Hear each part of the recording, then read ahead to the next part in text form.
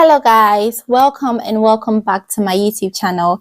If you're new here, my name is Senna, and on this channel I post content relating to my life living abroad as an international student and everything else in between. So I try to share informative content on the process that you need to go through to come abroad to the UK to study, if that is a plan that you have for your future. So if those are things that you're interested in knowing more about, kindly consider joining the family. Just click on the red subscribe button down below, guys. It's free. And also click on the bell icon close to it so that I get notified anytime I upload a new video. So in today's video, guys, I'm going to be talking about the application for a master's, in social work in the UK. So I've had a few people ask me to, do a video talking about the application process, like what is social work really, like what do you need to do, like what kind of requirements are they looking out for, things like that. So in this video I'm going to be talking about all these things, really just everything that you need to know about applying to come study for a master's degree in social work in the UK. So if you're interested in knowing more about this, then keep on watching.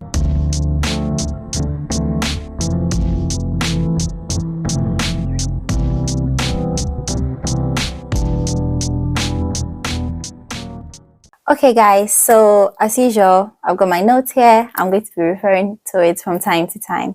So yes, social work masters in the UK. What is it? Like, what do social workers do? Like, social work is really like it's an academic discipline. It's also a practice-based profession. So in the UK and in most Western countries, social work is a registered profession, like the way you have like a doctor or a nurse. Yeah, it's protected. It's a protected title, and you have to study either an undergraduate or a master's in social work to be able to practice as a social worker. And what do social workers do? They basically help and support people in vulnerable situations, to be able to live a reasonably wholesome life. Like, they support them through very difficult situations with, interpersonal difficulties, through child protection issues, when there are risks to children in communities, when families are going through just very difficult and challenging times, which is preventing them from providing the utmost care to their children, their loved ones. Social workers step in and work with families and supports them to be able to come out of those situations and for the collective good of society, really. So yes, that's what social workers do. We help people in vulnerable situations. Now, what is the master's in social work degree? So like I mentioned, you have to study social work to be able to practice as a social worker. You can't just come into the UK to practice without any background in social work.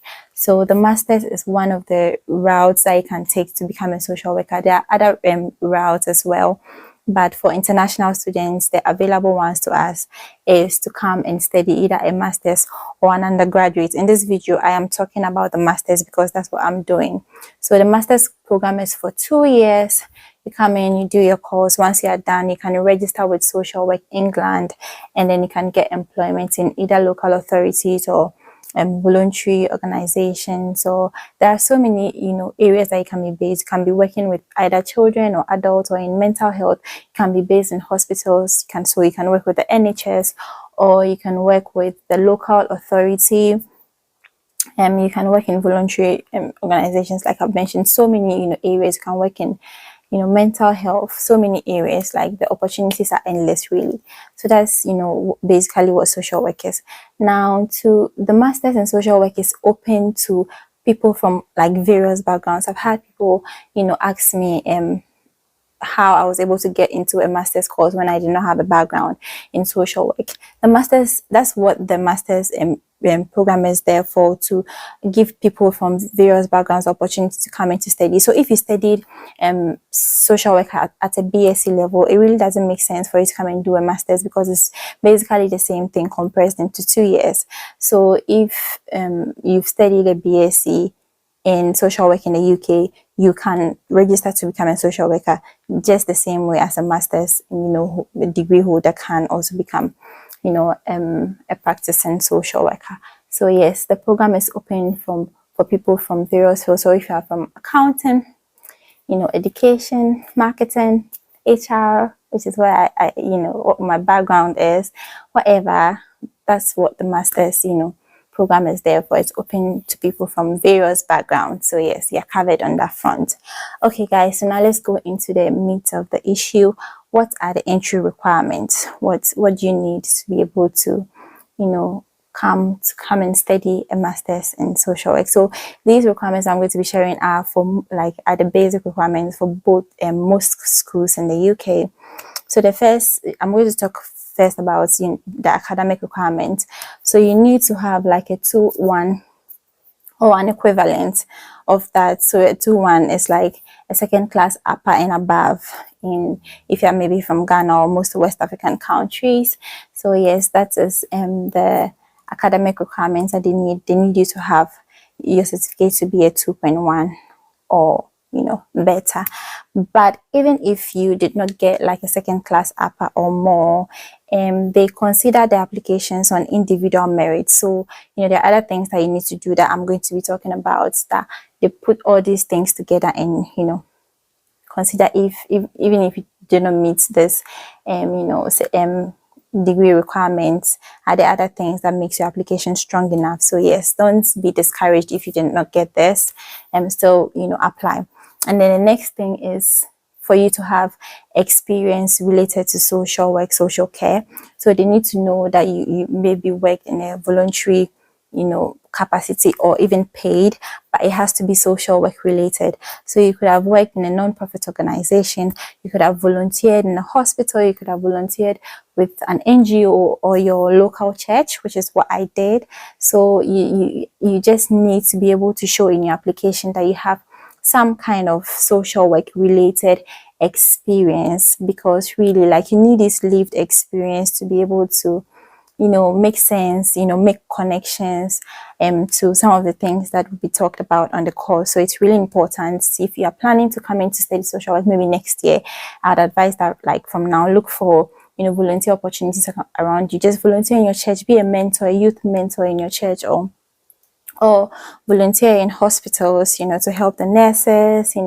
It's just really looking for, that sense of empathy, that sense of compassion, like what have you done to develop those skills in you, really. So if you're thinking of coming to study social work, I would advise that you start, looking for volunteer opportunities around you. So that is the second one, voluntary or paid work experience. Then the third academic requirement is for you to provide references. So you need like an academic reference and a professional reference.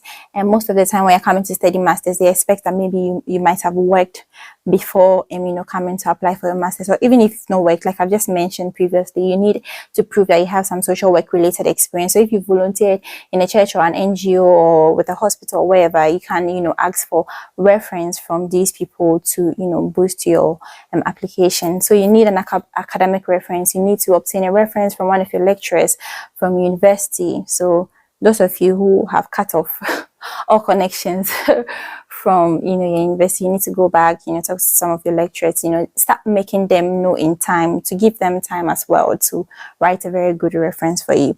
So yes, that's the third academic requirement. And then most social work courses would need you to have, like, provide some proof of English language proficiency. So if you've not completed like high school long ago, sometimes you can use your WASI English language as a proof of English proficiency, or you can obtain a letter from your university explaining that you did study your program, your previous program in English.